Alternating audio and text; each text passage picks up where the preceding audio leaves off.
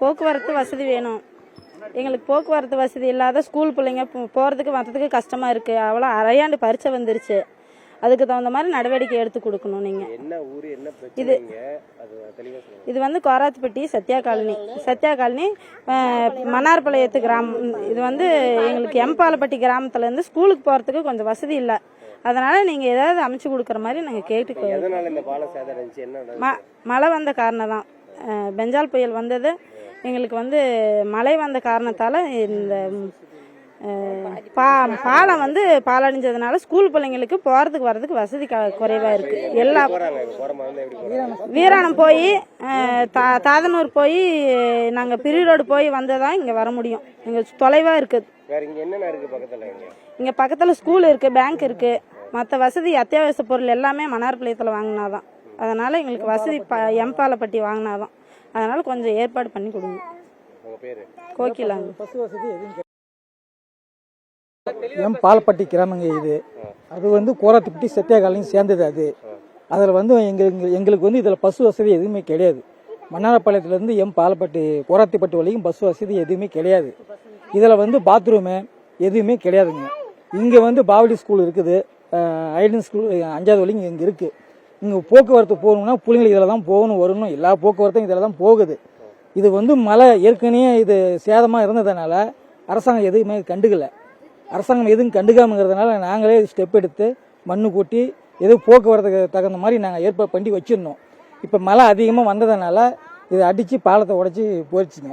இப்போ நாங்கள் இங்கே வரணும் அப்படின்னு சொல்லியிருந்தீங்கன்னா இவத்தில் வரதுக்குன்னா கிட்டத்தட்ட நாங்கள் ஒரு 10 கிலோமீட்டர் நாங்கள் சுற்றி தான் நாங்கள் வந்து ஆகணும்.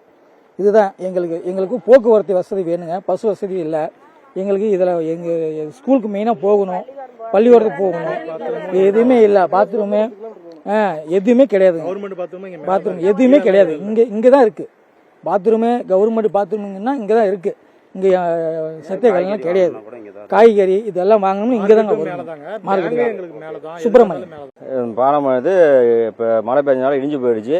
அந்த பக்கம் அந்த கோராத்துப்பட்டி சத்யா காலனி இது பார்த்தீங்கன்னா எம்பாலப்பட்டி அந்த வழியிலேருந்து இந்த பக்கம் வரதுக்கு பார்த்தீங்கன்னா அதுக்கு உண்டான பாதை இது ஒரே வழி தான். இந்த வழியும் இடிஞ்சு போயிடுச்சு.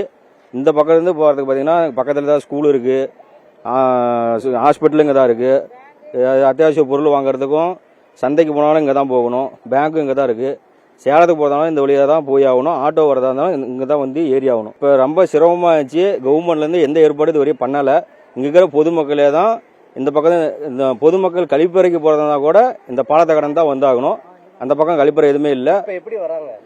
இப்போ பார்த்தீங்கன்னா பொதுமக்களாக அவங்களா தடம் கல் மண்ணெலாம் எடுத்து போட்டு இப்போ அவங்க ஏற்பாடில் ஆபத்தான முறையில் வந்து இப்போ பாதையை கடந்து வந்துட்டு இருக்கிறாங்க. இதில் பார்த்தீங்கன்னா சின்ன வீராணம் போய் பெரிய வீராணம் அள்ளிக்கோட்டை மன்னார்பாளையம் வழியாக வரணும். இது சுற்றி வரதுக்கு ஒரு 15 கிலோமீட்டர் ஆகும். இந்த பாதையை சீக்கிரமாக கவர்மெண்ட் கவனத்துக்கு கொண்டு போய் இப்போ தற்காலிகமாக எப்படியும் பாலம் போடுறதுக்கு எப்படி லேட் பண்ணிடுவாங்க. இப்போ தற்காலிகமாக மக்கள் அந்த பக்கம் இந்த பக்கம் வர்றதுக்கு ரெடி பண்ணி தரணும். படிப்பு தடைப்படுது. அதனால நாங்கள் இந்த பாலம் உடஞ்சதுல ஸ்கூல் போகிறதில்ல. 3 நாள் ஸ்கூல் போகாமல் இருந்திருக்கோம். அது எங்களுக்கு அழுவாச்சா வருது. எங்களுக்கு ஸ்கூல் போகாமல் இருக்கிறதுனால படிக்கவும் முடியாமல் என்ன பண்ணுறதுன்னு தெரியாமல் 15 கிலோமீட்டர் நாங்கள் போகணும். இங்கே இறங்கி வரனால எங்களுக்கு கஷ்டமாக இருக்குது. எப்படி ஸ்கூல் போகிறதுன்னு தெரியாமல் இருக்கோம்.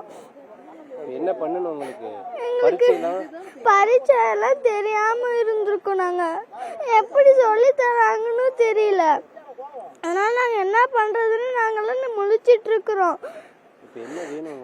எங்களுக்கு இந்த பாடம் ரெடி பண்ணா நாங்க ஸ்கூலுக்கு போயிடுவோம்.